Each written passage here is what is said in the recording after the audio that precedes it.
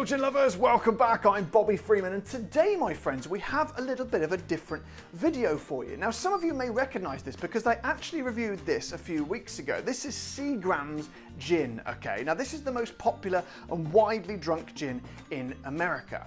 However, when I put this one out, a lot of people who would usually sort of have a similar taste to me vehemently disagreed with me, and one or two, fair enough, but when it got to like the 8th, 9th and 10th, I was like, something's not quite right here, something's wrong. So I thought to myself, how come we're so misaligned on this? I thought to myself, did I eat anything weird before I did the video? I don't think so. Did I drink anything weird? No, because it was the first video I'd done of the day. But then I remembered my girlfriend had bought some mint toothpaste, but really extra strong mint toothpaste on the day that I did that video. And I used it and I hated it. I don't like that really strong mint taste. So I did a bit of an experiment.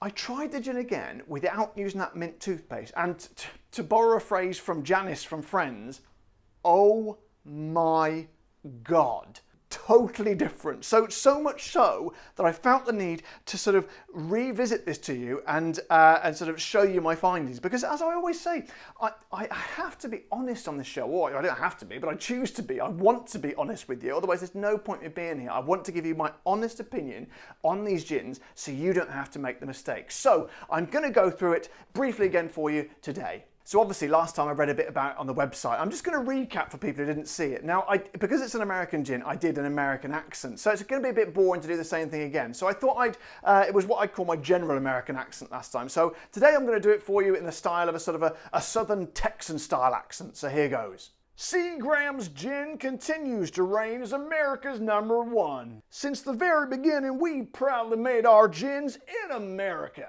Our heritage and premium quality and smooth flavor distinguish Seagrams Gin from the others. Yee-haw! I even bought me some goddamn cowboy boots, but you couldn't see them under the desk, so I thought I'd show you all by sticking it right up here. Let no one accuse me of lazy stereotypes on this show. So then, let's not mess around. Let's get the old top off again for the second time, get him in the glass, and revisit the sniff test, because even the sniff seemed to make a bit of a difference.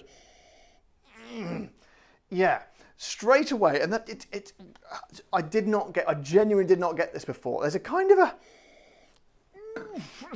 a mustiness to it, a sort of a sense of something that's been hanging around for a long time in a place that's not, sort of cool or well ventilated. Just really sort of fusty sort of smell. A smell like sort of a smell of it when you walk past a wet dog that's been lying in its bed for a while and you get a bit of a whiff. You're like, Jesus, what is that? There's something of that about it. But anyway, let's get the old tonic in there. Hang on a second. So I've only got a tiny spot in there, so I'll do a tiny spot of tonic. There we go, like that. So let's obviously, I've tested this before, so it's not going to be quite the same as the reveal as I usually do. But let's relive this for a second.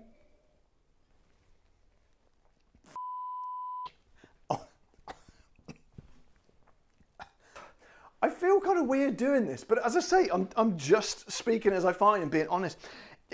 Without that sort of mask of that minty sort of strongness, good Lord, it's just, it's. Can you hear that? I've got a squirrel which keeps getting on the roof of my new studio. I'll get the bug. Go on, get out of here, you bastard.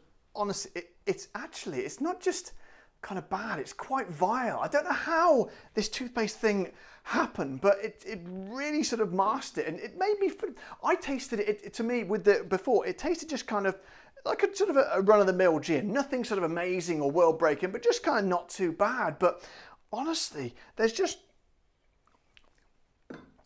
I'm not getting juniper, I'm not getting anything kind of that I would usually in the gins, but it also tastes quite weak as well. It's 40%, it's not super strong, but it tastes kind of like, it's sort of a ditch watery sort of element to it. It just sort of mundane and no real fizz or crackle to it. Like this is the worst thing, no personality, just zero personality. Because usually when you taste the gin, there's some sort of, you sense, well, most of these ones here, you'd sense the love and you can feel the thought that's gone in. People put all these different essences, and it's a creation that someone sort of forged from their imagination, and it's just something special. But this is the flattest I've ever felt in a gin. It's truly, truly bad. In fact, I would go as far as to say it's worse than Gordon's, because you don't even get a sense of juniper in there. They say on the website, oh yeah, it's got nice juniper notes. No, it hasn't. I can't taste it. What about if I taste it neat? Hang on. Not really. Tastes more like piss.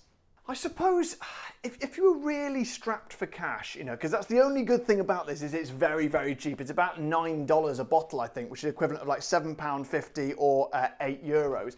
But yeah, if you were really sort of struggling for cash and you literally just wanted to get drunk without any enjoyment, without any flavour, then yeah, go for your life. But again, Beefeater's only a little bit more, and that's truly spectacular. Where's my Beefeater gone? Where is my Beefeater gone? Oh, it's there, right in front of me. Just get that. It's only a few dollars or a few pounds more, and honestly, the difference is worlds apart. As I say, because price-wise, they are in the same bracket, and to me, there's no competition. There is no competition. Provided you haven't brushed your teeth with extremely strong toothpaste prior to drinking it, there is absolutely no competition. In fact, do you know what I think? I think when they're in the Seagrams distillery, there's a big vat of it, they're sort of brewing it all up and distilling it. At the end of the day, they're like, great, that's good, right, let's go home, right? I think they leave the lid off. And at some point in the night, a couple of rats come along and just sort of slip off into the side and dissolve in the night. And it's given this sort of essence of rat, fusty, dead, manky rat, and I do not like it, surprisingly. So guys, I hope you've enjoyed this video today. I hope you don't think it's too weird or disingenuous, because it's meant to be, you know, completely the opposite. I'm just giving you my complete honest thoughts, and this has never happened before. And when I traced the root of the problem, I thought, you know, I owe it to my subscribers and viewers to tell them the situation, because I honestly don't want you to go out and buy this on my recommendation. So I think I might take the original video down, because it's going to be a bit misleading, and perhaps people will sort of go out and buy it on the strength of that, and I really don't want that. I really don't want that. So my top tip and advice and command for you today, my friends, I would avoid this gin. It's not great. And however, if you've already bought a bottle of it on my recommendation, make sure you get a big tube of the strongest minty toothpaste as you can. Give your teeth a good old brush beforehand, and it will certainly take the edge off.